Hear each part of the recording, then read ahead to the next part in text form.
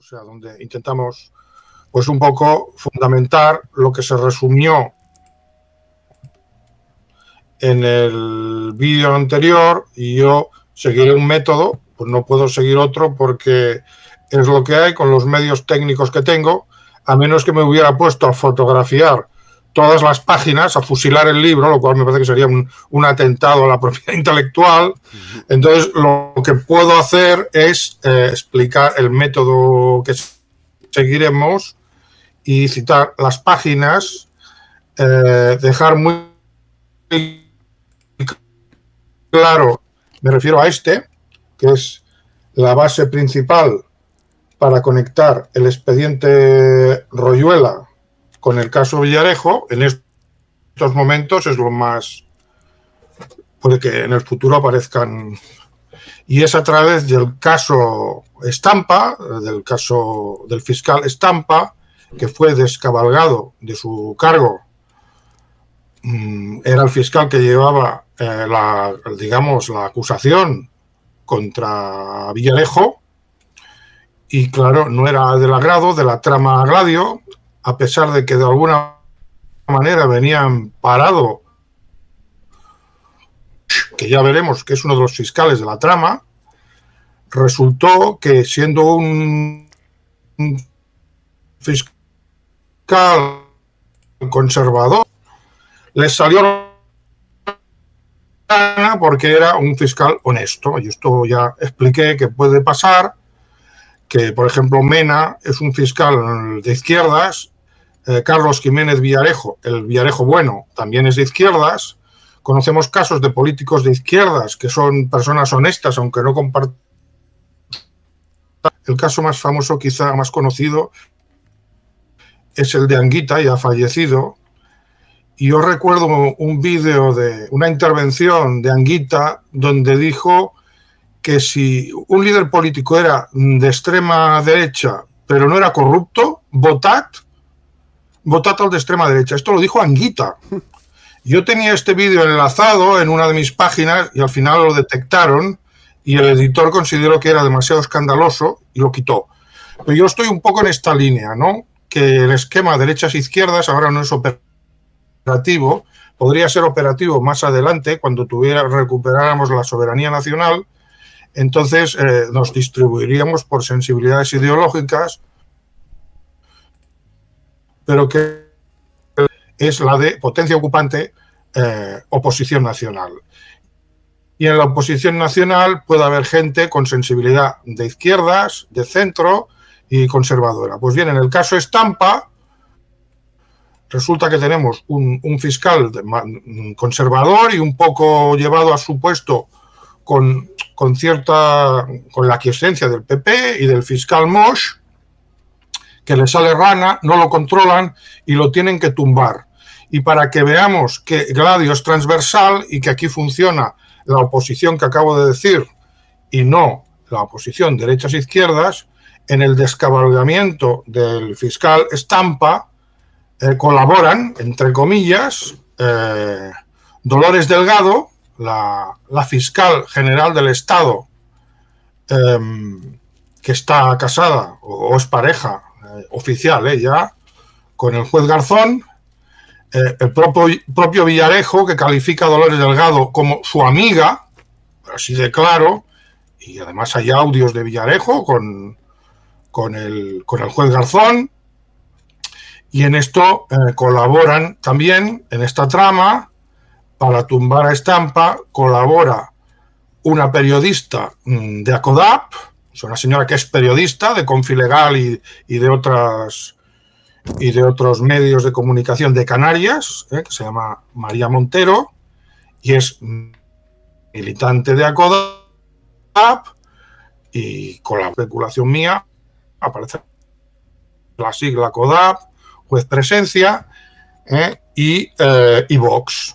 Vox, o sea, tenemos un esquema transversal que va de Dolores Delgado y Garzón, que serían, digamos, la parte izquierda, entre comillas, porque esta gente... Y en el otro extremo estaría Vox y estaría CODAP, y por lo tanto, el expediente Royuela. Entonces veríamos aparecería aquí la auténtica trama, esa trama de la que tanto han hablado los Royuela. Existe una trama, no es exactamente como ellos la describen, porque la trama que ellos describen es como una novela con 1500 asesinatos. La trama cometió asesinatos en la época de los Gal y antes pues cometía atentados, porque los Gladio eran, lo más conocido de los Gladio eran terroristas, pero a sueldo del Estado, ¿no? Pero sí que hay una trama y sobre todo que también pueden producirse delitos de sangre. Pero por lo que se sabe en estos momentos, la trama es básicamente una trama de corrupción.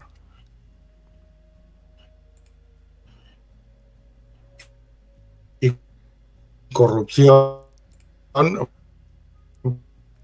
pues se llama Rafael, se llama, pero en aquel momento que era ministro, Rafael Català.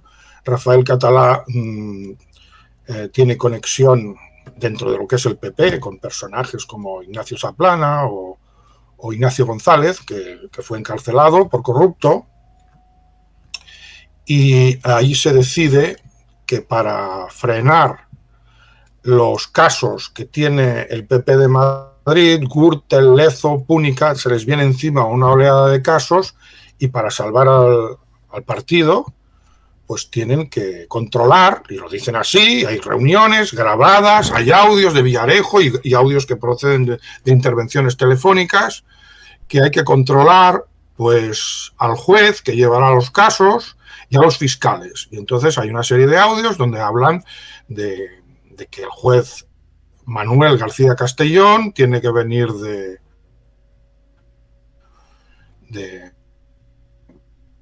Campanillas, y en ese puesto de Campanillas pues está como desplazado y no hay mucho trabajo, o sea, es como un puesto diplomático, pero lo necesitan para la Audiencia Nacional porque el juez García Castellón es de la trama, así de claro.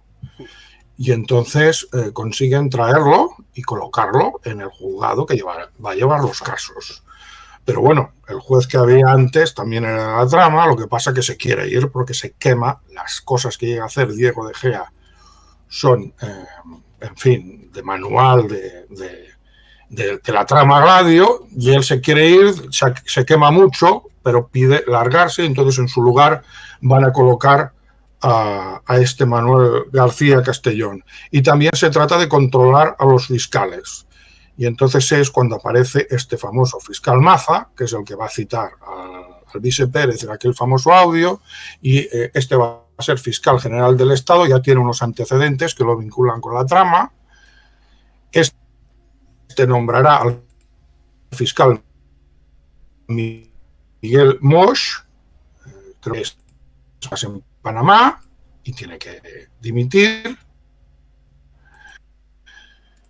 Y luego el fiscal Estampa, que también debería en teoría formar parte de la trama, pero que no es el panorama en el que va a aparecer la conexión entre lo que es la trama Villarejo y el expediente Royuela, que como ya he dicho, pues al final aparecen aquí Vox y aparece en el extremo derecho, si queréis, aparece el ACODAP y representado, digamos, por esta periodista. Entonces, bueno, ¿qué método se puede utilizar aquí? Nosotros aquí tenemos un libro donde están, que ha hecho el autor de este libro, lo que ha hecho es transcribir los audios, y aquí lo encuentras, lo puedes leer, ¿no?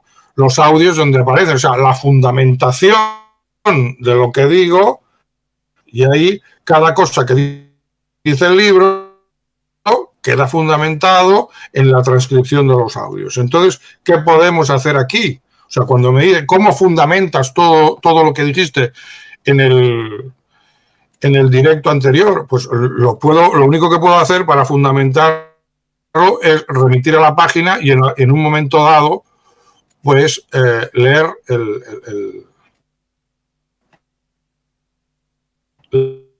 la conversación, nada que interpretar, ¿no? En principio, ellos mismos se retratan. Por ejemplo, hay un audio que aparece en la página 69. Vamos a ver si lo podemos hacer así. He tomado nota. Y entonces, aquí Villarejo está hablando con Adrián de la Joya, que es un empresario.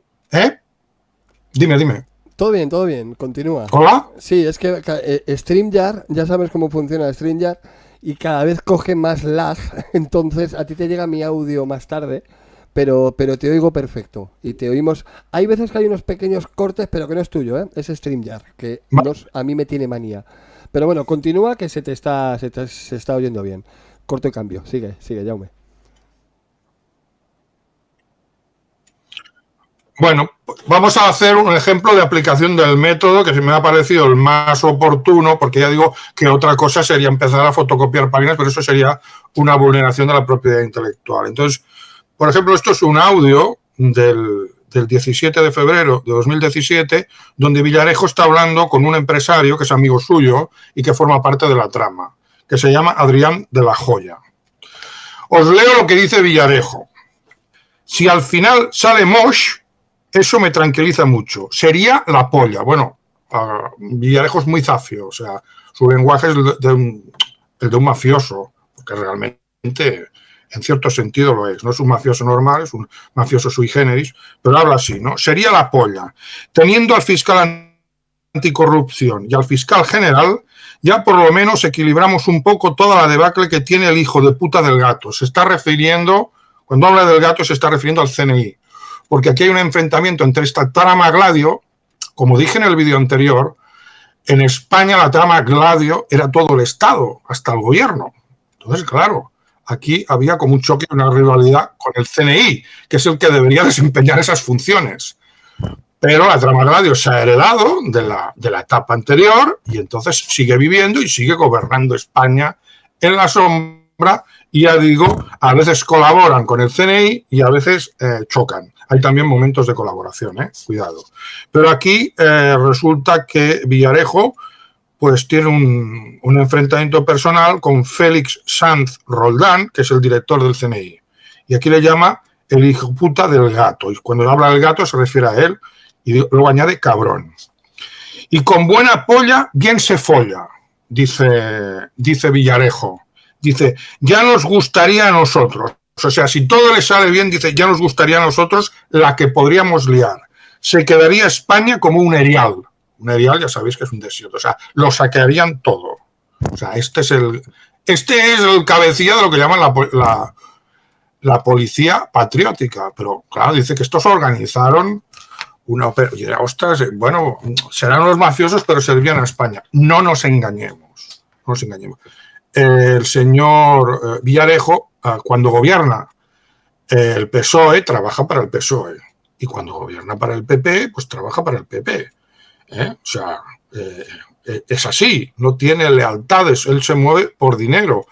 Y cuando esté en la cárcel, se pondrá en contacto con el abogado de Pujol, cuidado, el abogado de Pujol, que es un tal Martelli, para ofrecerle de esos audios que tiene, que luego miraremos el volumen, que es una cosa monstruosa lo que tiene, para venderle audios que podrían provocar la nulidad del proceso contra Pujol. Lo único que pide es dinero.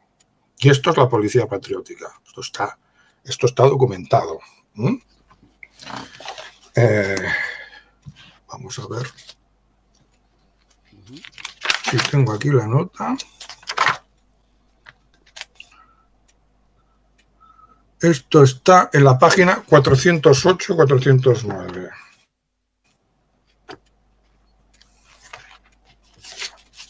Perdonad, pero tendremos que ir así. Sin problema. Yo estoy aquí ajustando. Luego enseñaremos pantalla y enseñaremos más cositas.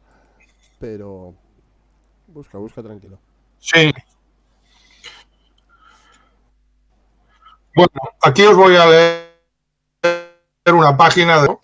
Dice, Alfonso Pazos es un abogado que ha estado en la cárcel con... Me parece que sale de permiso, o sea, aún está, ¿no? Ha estado con Villarejo, que está en Estremera, por cierto, estaba en aquel momento, donde hasta hace poco también estaba presencia, y se ha hecho amigo de Villarejo y se supone, presuntamente, que intentan vender información que tienen de esos audios a cambio de dinero, o sea, vender es su motivación básica, es el dinero, para conseguir nulidades de procesos judiciales, además acusando de la filtración a los fiscales que les molestan, bueno, toda una serie de fechorías. Entonces, Alfonso Pazos es, digamos, su socio en esta presunta trama que ha organizado desde la prisión, y en la que colaboraría presuntamente María Montero, que será llamada a declarar. Pero aquí lo que quiero es ilustrar cómo este Alfonso Pazos se dirige al abogado de Pujol para ofrecerle información que permita la nulidad de la causa de Pujol.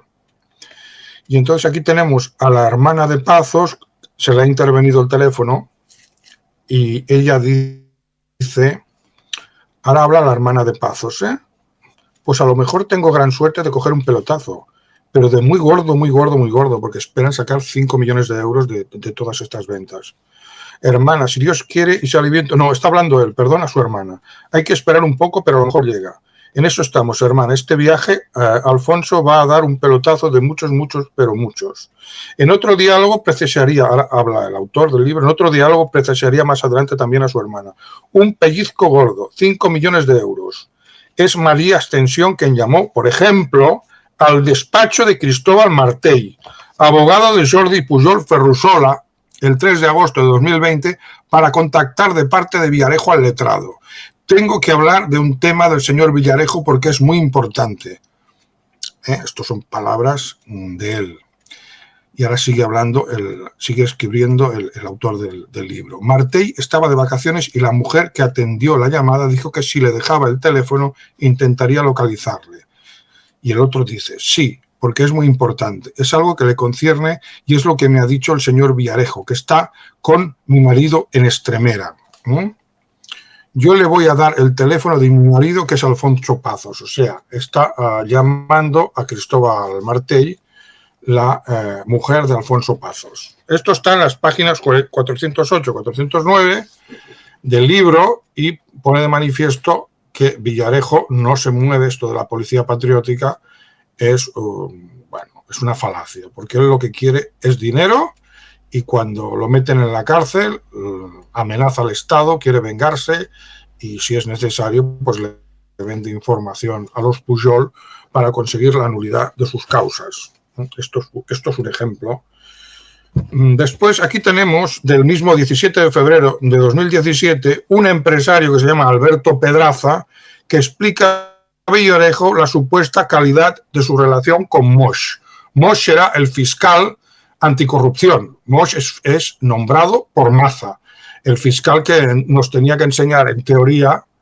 Ya veremos quién es Maza y lo que hace y su conexión con la trama Villarejo.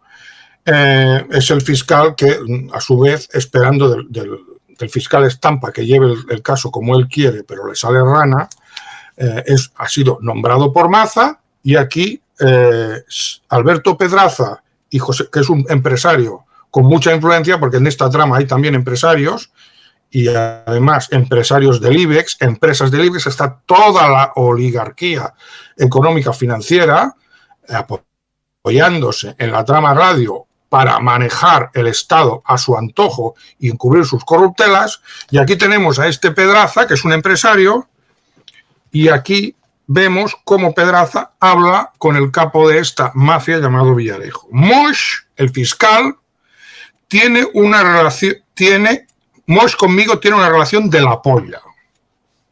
Pero de la polla, que me dice, dile a tu madre que el día 24 nos haga una tarta de Santiago, que quiere desayunar y darle un beso. O sea, tarta de Santiago, porque su madre y mi madre hacían tartas juntas. Y me dice el tronco que se viene a comer tarta a casa. A esto contesta José Manuel Villarejo. Sí, Moix.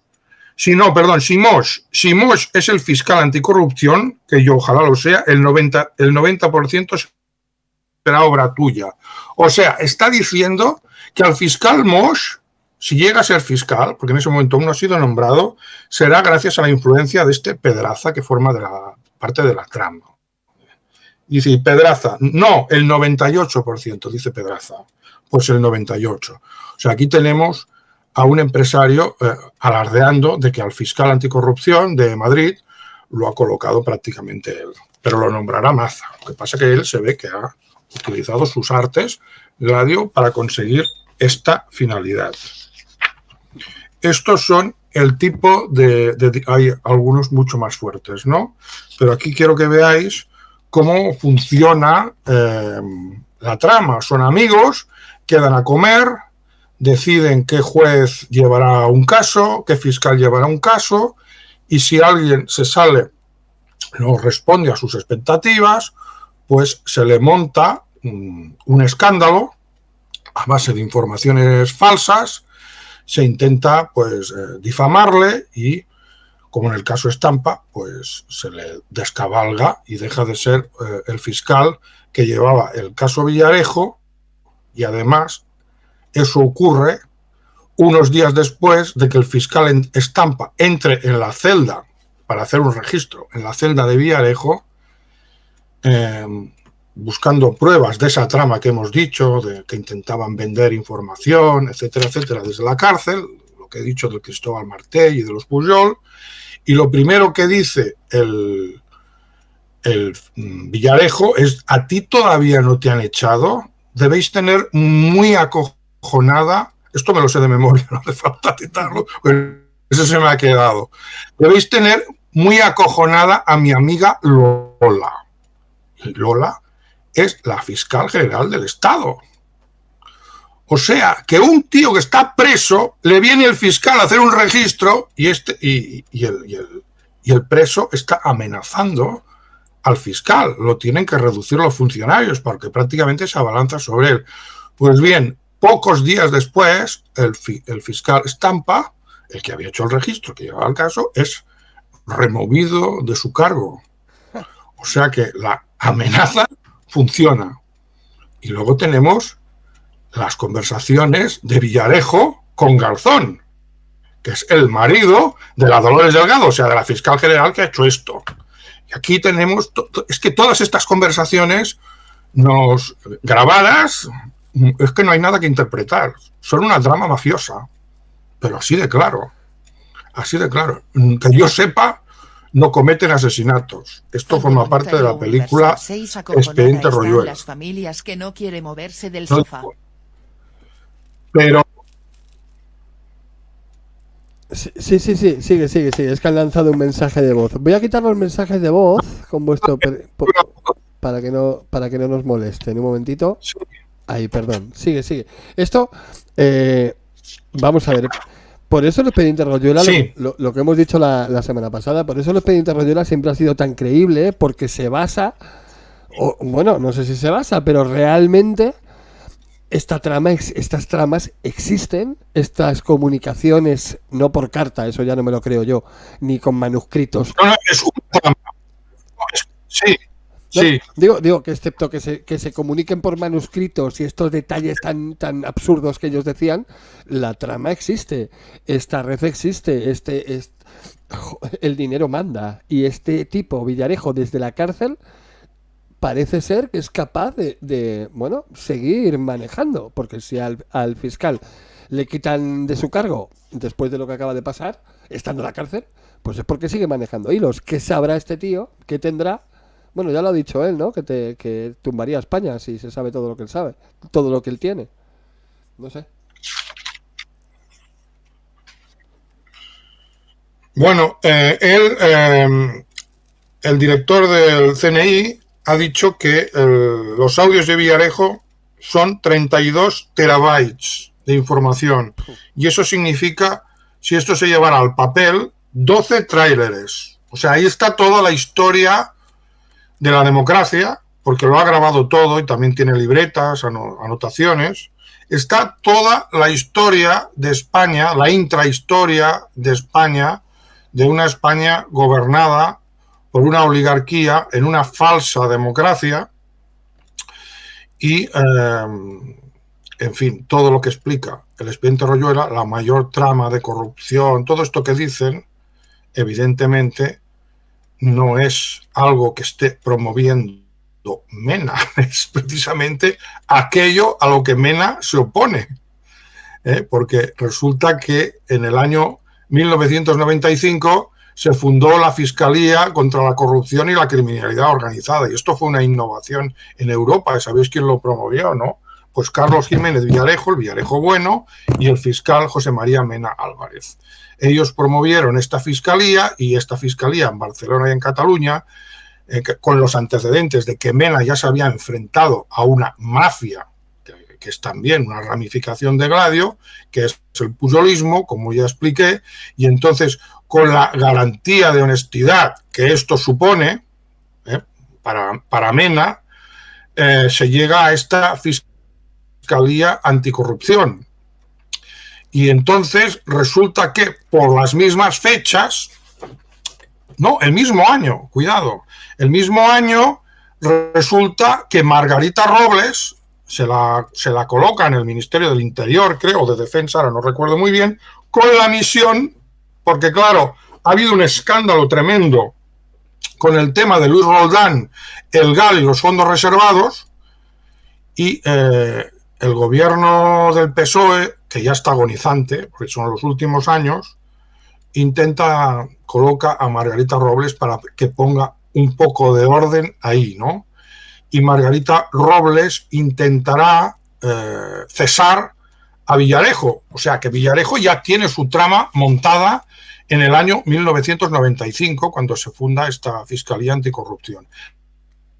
Pero Margarita Robles, aunque eso quizá podría explicar el odio que le tienen, fracasa en su intento de derribar a Villarejo. O sea, no se cumplen sus órdenes y finalmente Villarejo entra en el nuevo siglo, bueno, a partir del año 1975, con la etiqueta de que es un intocable, ¿vale? Y a partir de esa fecha, pues bueno, su trama pues se va consolidando. ¿Sabéis cómo empieza a hacer su dinero de todo su entramado de empresas? Porque él tiene un entramado de empresas. Pues él hizo sus primeras pesetillas inventándose que tenía, en la época del comisario Roberto Conesa, que tenía un informador y que para pagarle pues necesitaba unas cantidades de dinero, hasta que se descubrió que ese informador no existía y que el dinero se lo quedaba a él, y que estaba comprando unos aparcamientos. Joder. Este es el patriota. Pero claro, ya dice dejar España como un erial. Pero ¿a qué os recuerda esta picaresca? Joder. A mí me recuerda a ciertos personajes, ¿no? Es que es un clon. Así empieza. Es un clon del expediente Royuela, pero como tú dices, dado la vuelta. Sí. Luego tiene una pelea. Sí. Y también hay que decir que la trama Villarejo, ya entrando un poco en el terreno de lo cómico, para que no sea todo esto tan árido, entrando en ese terreno, digamos, de la picaresca, del Lazarillo de Tormes, la trama Villarejo empieza a descubrir, a sacarse a la luz a raíz del caso Nicolás. ¿Os acordáis del pequeño Nicolás, no? Hostia. Pues detrás del pequeño Nicolás estaba Villarejo, y fue a través del pequeño Nicolás que se empezó la prensa y la justicia, que aún obedece. O sea, y hablo de fiscales honestos, precisamente como Mena y algún otro que pueda haber, empieza a salir a la luz con ese caso que es cómico, que es de novela picaresca o de Valle Inclán, del pequeño Nicolás. Y entonces esto me vuelve a recordar el expediente Royuela, que es picaresca, porque ¿esto qué explicación tiene? Y es que cuando un Estado ha sido vaciado de su contenido político, porque es un Estado vasallo, ¿qué ocurre con esas instituciones? Pues esas instituciones ya no tienen los cargos de esas instituciones, ya no pueden actuar según una motivación política, porque no tienen poder, porque son vasallos. Entonces, ¿qué les queda? Robar. Su única motivación es el dinero. O sea, que toda esa corrupción que tenemos en España, que está todo podrido, procede, en el fondo, aparte de la tradición española que pueda haber de picaresca, pero yo creo que básicamente procede del hecho de que somos un Estado vasallo, como ya expliqué en el vídeo anterior y en otros vídeos donde hablamos es España, una nación soberana, y entonces al ser un Estado vasallo, los políticos no tenemos auténticos políticos. Pero quien no dice no tenemos auténticos políticos, significa no tenemos auténticos jueces, no tenemos auténticos policías, etcétera, etcétera. Que aparece algunos, sí, en toda esta historia del caso Villarejo, pues tienes también el policía honesto, por ejemplo Martín Blas, a quien Villarejo odia. Tienes el fiscal honesto, como Estampa. O sea, tienes siempre la versión honesta, pero estos personajes honestos normalmente creen que bastaría con erradicar, al menos los de izquierda. En el caso de Estampa no sé lo que diría, no sé cuál es su imaginario. Quizá pues actúa así porque se cree que vivimos en una democracia, ¿no? Pero en el caso de la izquierda, por ejemplo, en el caso del fiscal Mena, que es el más odiado por los Royuela, por lo que yo estoy leyendo de él, resulta que él cree que todo esto son residuos del franquismo y que eliminando esos residuos del franquismo podemos llevar a una auténtica democracia. Sí. Olvidando que esto dejó de ser el franquismo en el año 53 y, como dije en el vídeo anterior, se convirtió en Gladio y en la OTAN. Y entonces ya no, si fueran unos residuos del franquismo, unos simples residuos del franquismo, no se explica su pervivencia y que hayan llegado a dominar completamente a las instituciones, convirtiéndolas en un mercado y en un fraude, ¿no? Y pienso que estos fiscales, estas personas son honestas, quieren que la democracia sea una verdadera democracia, pero no han llegado a entender, a mi juicio, la verdadera causa de la corrupción, que no es un residuo del franquismo, sino la pérdida de la soberanía nacional, que convierte todo lo que es el sistema democrático en un teatrillo y en un mercado donde se trata de ganar dinero y nada más. Y esto, el excomisario Villarejo, pues es la caricatura de todo esto, ¿no? Es el caso más extremo, pero casi todos, yo diría que si no el 100%, el 99% de los políticos son así, al menos los políticos de arriba, los que llegan arriba, porque si eres honesto ya no llegas arriba, cuidado, tienes que presentar un currículo de total deshonestidad, o sea, porque y esto también lo viví yo en la jerarquía, digamos, funcionarial, porque así como puede haber un fiscal honesto como Mena, un policía honesto como Martín Blas, pues yo quise ser un funcionario de prisiones honesto, y yo me lo creí, hasta que me topé con la red que había ahí, ¿no? Allí también había una trama, pero una trama que llegaba hasta arriba.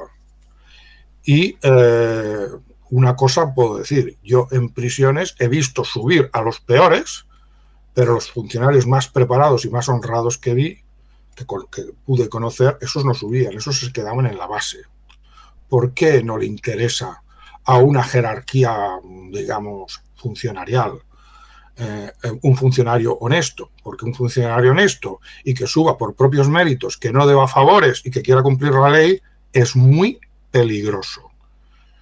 Es muy peligroso y los terminan echando. Y oye, fue el caso extremo de esto de las prisiones catalanas, pero también ha pasado, es el caso Estampa. O sea, si tú aplicas la ley, si tú te crees la democracia, tarde o temprano te vas a topar con Gladio, con la versión Gladio, con el tentáculo que llegue ahí de Gladio.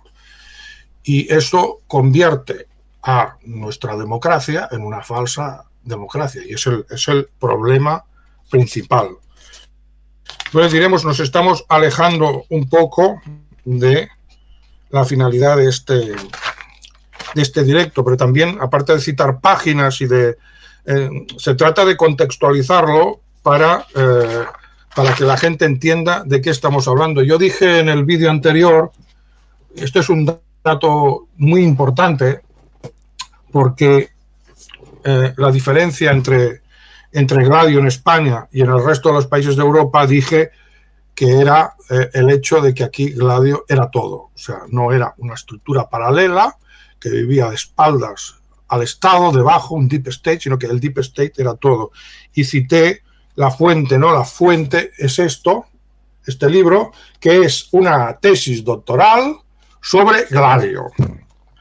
No es un libro, a pesar del título que puede parecer, no, es una tesis doctoral que luego se convirtió en libro, y en esta tesis doctoral hay un capítulo dedicado a España, y entonces en la página 158 yo cité lo que había dicho un ministro español, y también lo dice Leopoldo Calvo Sotelo. Y entonces vamos a leer. Por tanto, cuando a finales de 1990, esto está en la página 158 de este libro de Daniel Ganser, que digo es la tesis doctoral, donde está toda la base informativa sobre Gladio. Dice, por tanto, cuando a finales de 1990 se le preguntó a Calvo Sotelo, primer ministro español desde febrero de 1981 hasta diciembre de 1982, sobre la existencia de Gladio en España, observó con amarga ironía que durante la dictadura de Franco el mismo gobierno era Gladio. Alberto Oliat, ministro de Defensa durante el gobierno de Sotelo, afirmó lo mismo al declarar que era infantil afirmar que un ejército secreto anticomunista habría sido organizado en España en los años 50 porque aquí Gladio era el gobierno. Página 158, la nota 431 cita la fuente de donde vienen estas afirmaciones. Entonces esto es importantísimo porque es la diferencia entre Gladio en Europa, que es un deep state, y Gladio en España, que es todo el Estado. Y entonces cuando pasamos a la democracia, todo el Estado Gladio pasa en bloque a la democracia. No hay depuración. Hay una ruptura pactada que mantiene a los cargos del régimen anterior, pero esos cargos son Gladio. Son Gladio. Entonces la cosa queda ya dispuesta.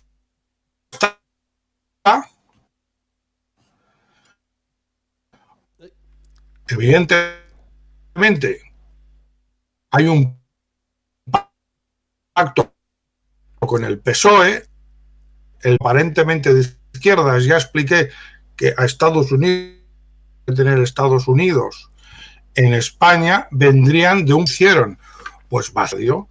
¿Y quién fue Gladio? Pues nada menos que Felipe González, que fue al Congreso de Suresnes, como ya he explicado en otros directos y en otros vídeos, fue al Congreso de Suresnes acompañado de agentes del SECET, que era el antecedente del CSIC.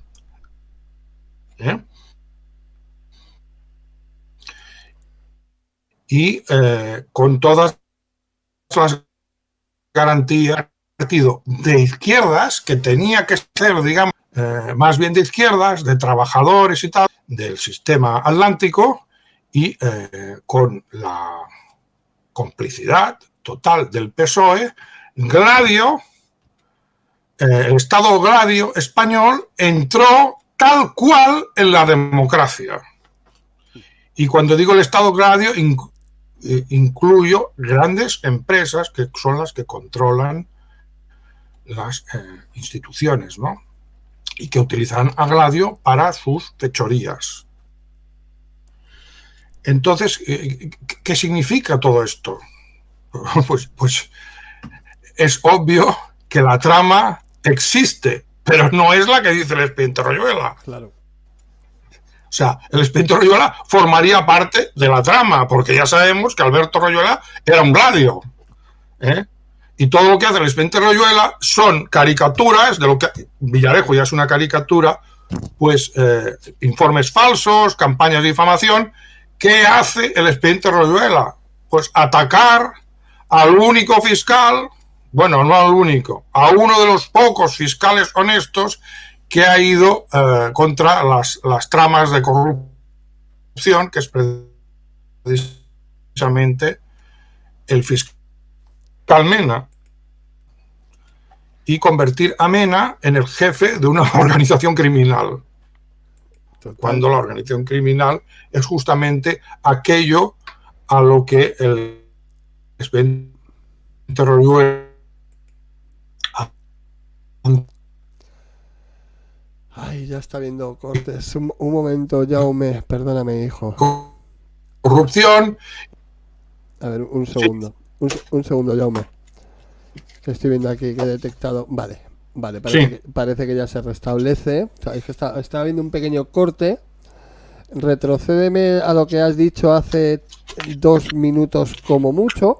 Pero bueno, lo resumo yo, que es una caricatura. El expediente Royola es una caricatura de realmente lo que es Gladio directamente. Yo me viene a la mente el famoso sargento Ruiz del expediente Royuela, y sería el comisario Villarejo en este caso. Bueno, no es el ejecutor tampoco el comisario Villarejo, pero podemos hacer los paralelismos e identificar a cada personaje del expediente Royuela con realmente los casos de Villarejo. O sea, cada uno tendría su personaje perfectamente definido.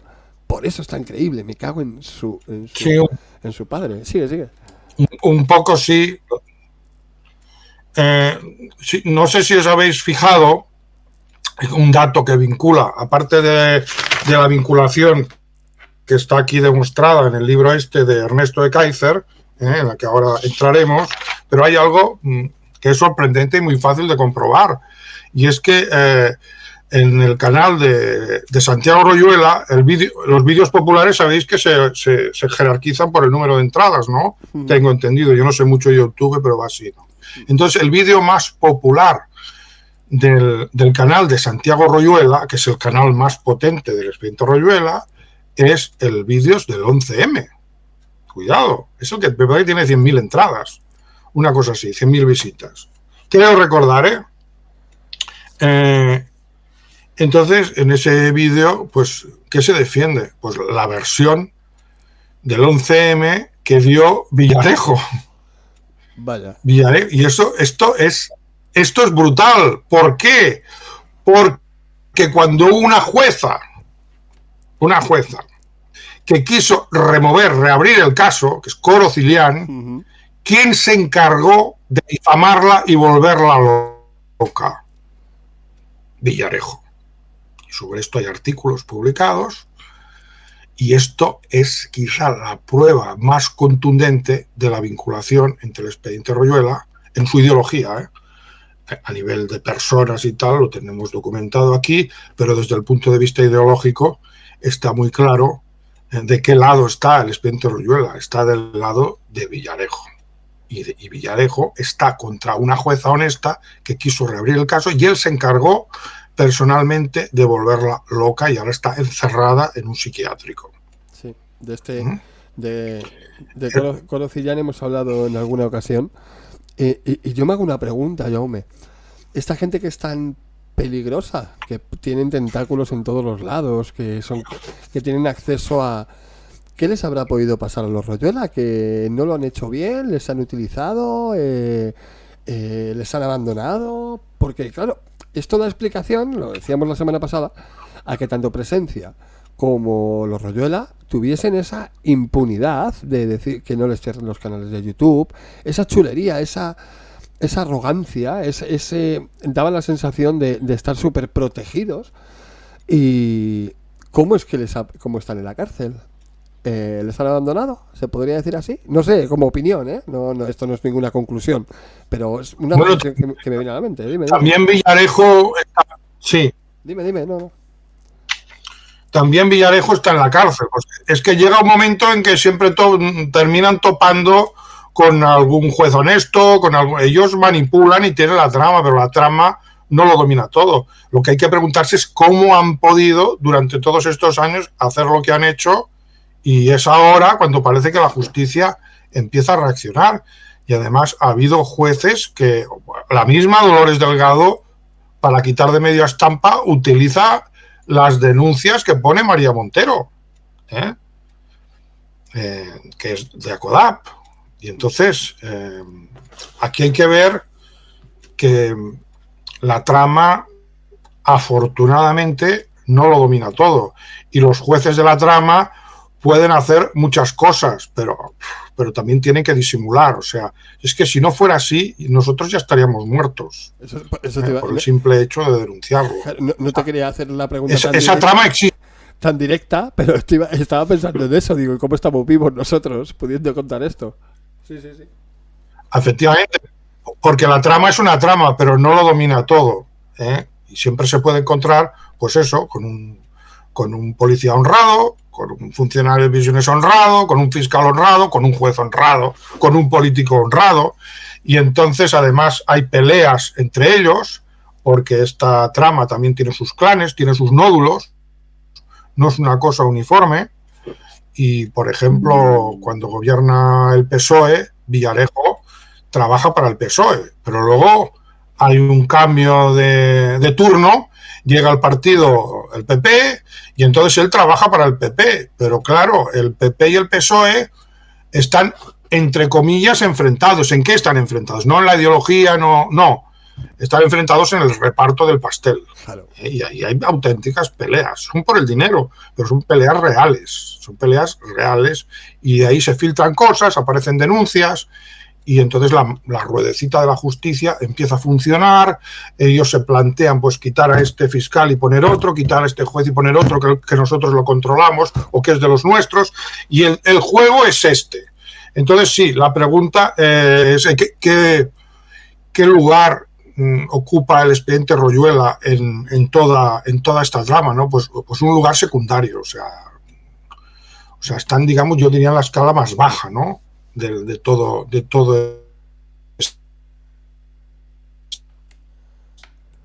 este dispositivo. A mí me consta que Albert Enrique García Castaño, que es uno de los socios principales de Villarejo, además son amigos, son troncos, como dice él, y que Enrique García Castaño es la cabeza visible, bueno, invisible más bien, pero la cabeza de lo que fue la trama de encubrimiento del 11M. Y a mi juicio, Villarejo, con que grababa a todos, y grabó también a García Castaño, entre esos 32 terabytes de audios, de información en audios, tiene también grabado García Castaño con lo que sería la verdad del 11M. Pero claro, todo eso es material clasificado. Y se ha dado el caso de que en uno de estos juicios contra Villarejo, cuando se ha entrado en alguna cuestión, pues el juez ha dicho stop, material clasificado. O el fiscal, stop, material clasificado. Entonces no sé cómo va a poder salir eso a la luz. Hay que tener en cuenta que Villarejo ha hecho copias de todo y tiene periodistas preparados para, digamos, publicar audios si a él le pasa algo. Por ejemplo, si mataran a Villarejo, pues es posible que ese dispositivo, él dijo, me parece que tenía 4 copias de cada audio. Evidentemente, la justicia, bueno, la justicia que pueda haber aquí, pero la justicia, porque ese registro fue realizado por el fiscal Estampa, o sea que podemos hablar de justicia, pues cogió e incautó pues una de las copias que él tenía pues en su domicilio, pero tiene más, ha hecho 4 de cada uno de los audios y no se sabe dónde están. Entonces, si a Villarejo, digo, ¿y por qué no lo matan? No lo van a matar, porque si lo matan, él ya tiene un dispositivo preparado para sacar a la luz audios que son materia reservada y que harían saltar por los aires el Estado vasallo. Entonces hay una cosa que se me ocurre, ¿no? Pero que no puedo decir. Ya os imagináis qué es, ¿no? Sí, totalmente. Wow. Empieza a tener todo el sentido del mundo. O sea, es impresionante. Perdóname que revele algo que me dijiste una vez en privado. Pero es que viene al pelo. Una frase que me dijiste, dice, creo que fue, oye Marcos, ¿tú eres consciente de que te has codeado o te estás codeando con Gladio?